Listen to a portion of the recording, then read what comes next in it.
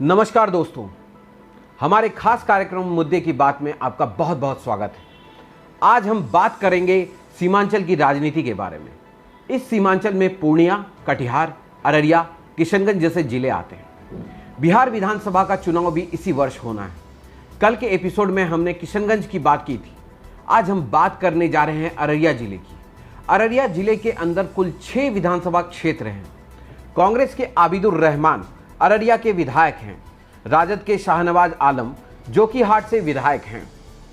उसके बाद हम बात करेंगे नरपतगंज से जो राजद के अनिल यादव, रानीगंज से भाजपा के अचमित ऋषिदेव हैं, जो कि एक सुरक्षित सीट और SC/ST के लिए रिजर्व रहता है।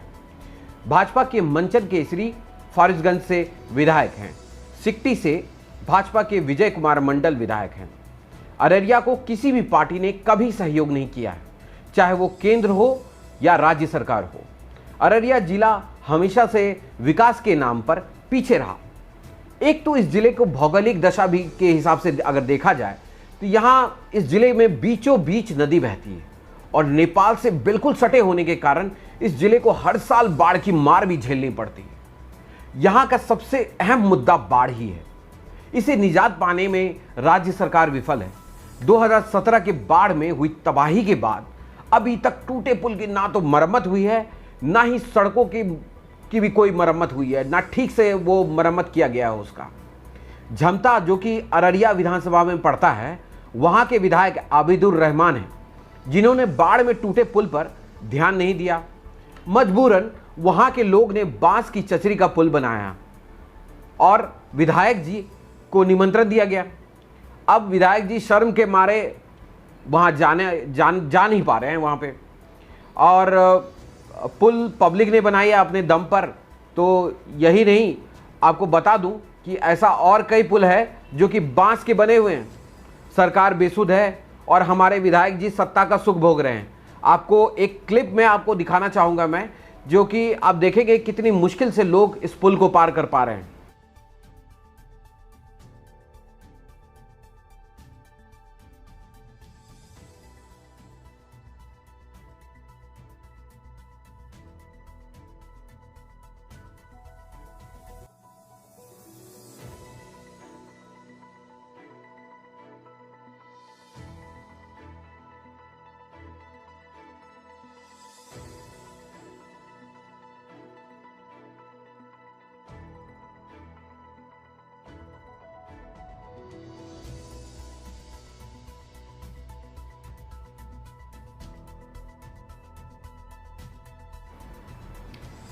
सालों से एजुकेशन के मामले में ये इलाका बहुत पिछड़ा हुआ है। ना तो ढंग के कॉलेज हैं, ना कोई स्कूल, और कोई भी सरकारी कॉलेज नहीं। सरकारी कॉलेज है भी तो बहुत बदतर स्थिति में। कुछ समय पहले सुशासन बाबू अररिया आए थे, तब विद्यार्थियों ने आंदोलन किया था। तभी नीतीश कुमार ने आश्वासन दिया कि इन कॉलेजों में अब मास्टर डिग्री की पढ़ाई होगी। कई सालों की मांग पर झूठे वादे तो कर दिए गए, नया सत्र भी आ गया, लेकिन मास्टर डिग्री की पढ़ाई का कोई अता पता नहीं। बताते चलें कि स्वास्थ्य को लेकर यहां पर कुछ खास व्यवस्था नहीं है। पूरे जिले की कुल आबादी लगभग 30 लाख है और कुल मिलाकर डॉक्टर 40 हैं। जहां 400 डॉक्टर होने चाहिए, वहां मात्र 40 डॉक्टर। अगर कोई थोड़ा ज्यादा बीमार हो जाता है वहां पर, तो तुरंत वहां अररिया से उन्हें पूर्णिया भेजा जाता है। और रोजगार यहां का भी एक सबसे बड़ा मुद्दा है और रोजगार की बहुत बड़ी समस्या है अररिया में। यहाँ कोई इंडस्ट्री नहीं है और यहाँ से लगभग 1.5 लाख मजदूर देश के कोने कोने में मजदूरी करने के लिए गए। इस महामारी में 84,000 मजदूर वापस भी आ गए और अब वे सब बेरोजगार हो गए हैं, भुखमरी के कगार पर आ गए हैं। सरकार ने लौट आए मजदूर में से महज 1500 मजदूरों को मनरेगा के अंतर्गत काम तो दे दिया, लेकिन नीतीश बाबू ये तो बहुत छोटा नंबर है। 1.5 लाख में 1500 मजदूरों को काम मिला। यहां की कोई इंडस्ट्री नहीं। जूट मिल की मांग ठंडे बस्ते में पड़ा हुआ है।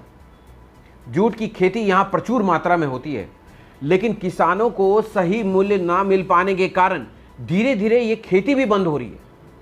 मक्का और गेहूं की फसल भी अच्छी होती है, लेकिन सरकार के पास इंफ्रास्ट्रक्चर नहीं है और वो फसल खरीद नहीं पा रही है। इसकी वजह से किसानों को अपनी फसल औने पौने दामों पे व्यापारियों को बेचनी पड़ती है। जनता बदहाल है और हमारे विधायक जी अपने सोने के महल से उड़न खटोले पर सवार होके आते हैं और चुनाव के समय झूठे वादे करते हैं, हमें सपने दिखाते हैं, खुशहाली का वादा करके फिर गायब हो जाते हैं। विधायक जी अब तो अपनी नींद से जागिए, अब तो जनता भी जाग गई है। मैं इस चैनल के माध्यम से तमाम जनता से अपील करता हूं कि अब तो सवाल करिए, चुनाव नजदीक है। अब आप सवाल नहीं करेंगे तो कौन करेगा? नेताजी से सीधा सवाल, कहां गायब है विधायक जी? आपको जनता ने 5 साल पहले उनकी प्रतिनिधि बनाकर चुना था क्षेत्र का विकास करने के लिए, लेकिन आप तो सत्ता के सुख भोगने में व्यस्त हैं और इधर जनता बदहाल है। अब तो जागिए। इसी के साथ मैं अपनी बात को विराम देता हूं। नमस्कार, खुदा हाफिज, सब्बा खैर, रब राखा। आपसे कल फिर मुलाकात होगी प्रत्येक न्यूज़ पे। ऐसे ही हमारे और अपडेट्स के लिए हमारे फेसबुक पेज और यूट्यूब चैनल को सब्सक्राइब करना ना भूलें। नमस्कार।